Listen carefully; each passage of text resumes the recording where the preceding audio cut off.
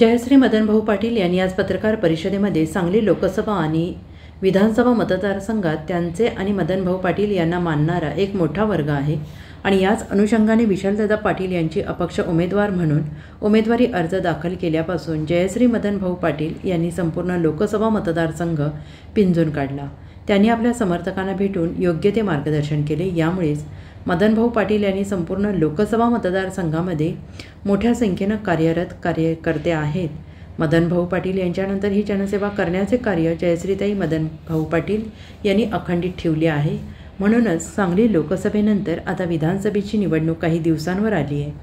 अशामध्ये सांगली विधानसभा मतदारसंघातून जयश्रीताई मदनभाऊ पाटील यांनाच काँग्रेसमधून उमेदवारी मिळावी अशी संपूर्ण सांगली विधानसभा मतदारसंघातील मतदारांची आहे आणि म्हणूनच त्यांनी काँग्रेस वरिष्ठ नेते आणि प्रदेशाध्यक्ष नाना पटोले यांची भेट घेऊन त्यांना आपल्याला उमेदवारी मिळावी अशी मागणी केली आहे। या प्रसंगी काँग्रेस प्रदेशाध्यक्ष नाना पटोले यांनी सुद्धा त्यांना सकारात्मक आश्वासन दिल्याचं कळतं आहे। या प्रसंगी माजी नगरसेवक संतोषदादा पाटील, शीतल लोंढे आणि कार्यकर्ते उपस्थित होते। पत्रकार राजेंद्र शिंदे, झी न्यूज।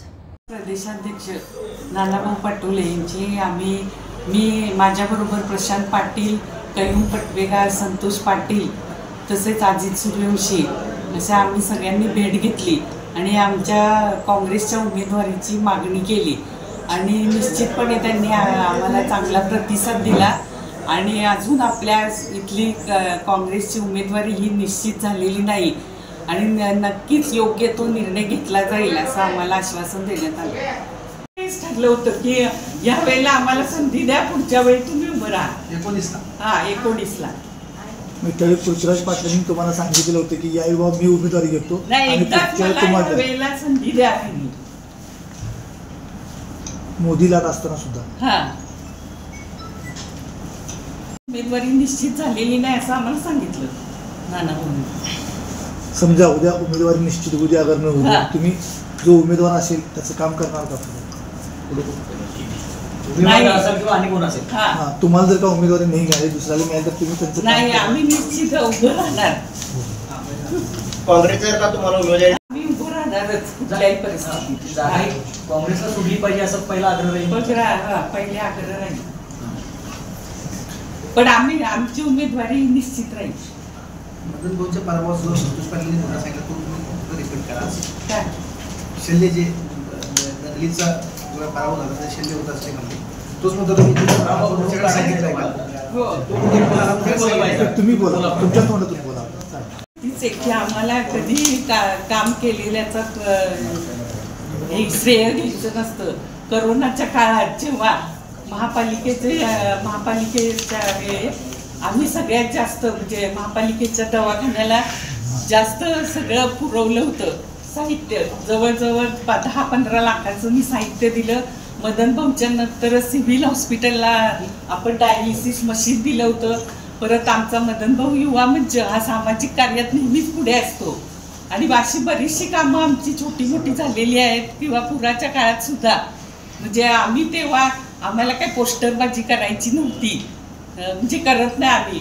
त्यामुळे 2000 पूर हा आपल्या इथे नवीन नाही आहे। 2005 साली मदनभाऊंनी सुद्धा भरपूर युवा मंचांनी काम केलं आणि त्याच्यानंतर सुद्धा आमच्या इथे 4 सेंटर आम्ही चालवली होती पुराच्या काळात। संतोषच्या इकडे एक होतं, आपल्या दामानी हायस्कूल, सर्वोदय, अशी 4 सेंटर आणि तिथे जास्तीत जास्त लोक आपली होती, त्यांची सगळ्यांची सोय आम्ही केली होती।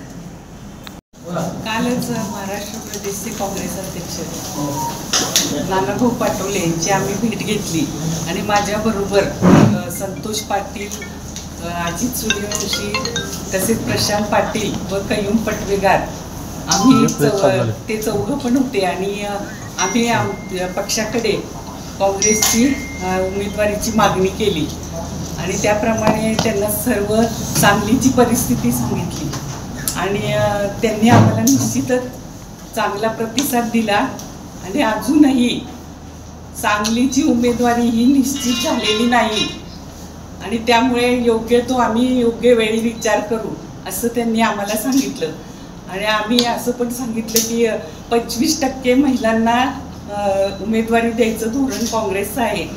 तर त्याप्रमाणे आम्हाला ही काँग्रेसची उमेदवारी मिळावी असा आम्ही त्यांच्याकडे आग्रह धरलेला आहे. आणि नाना भाऊंनी सुद्धा आम्हाला सांगितलंय की नक्कीच महिलांचा इथे विचार होईल.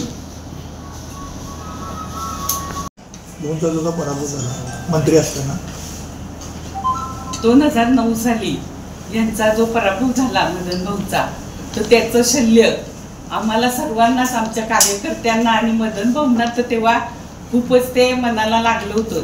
त्यामुळे हा कलंक धुवून काढण्यासाठी माझी उमेदवारी ही निश्चित असेल.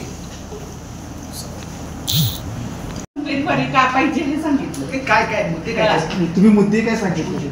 मुद्दे एवढे अशी सांगितली की मदन भाऊंच्या नंतर लगेच 2 वर्षांनी निवडणूक लागली होती.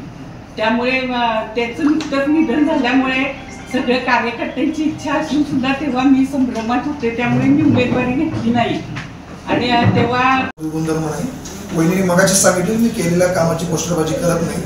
वहिनीने जे काम केले सगळ्यांनी बघितले, त्याची जाणीव विचारण्यात आलाय, पक्षाला आहे. पक्ष निश्चित वहिनींचा विचार करा.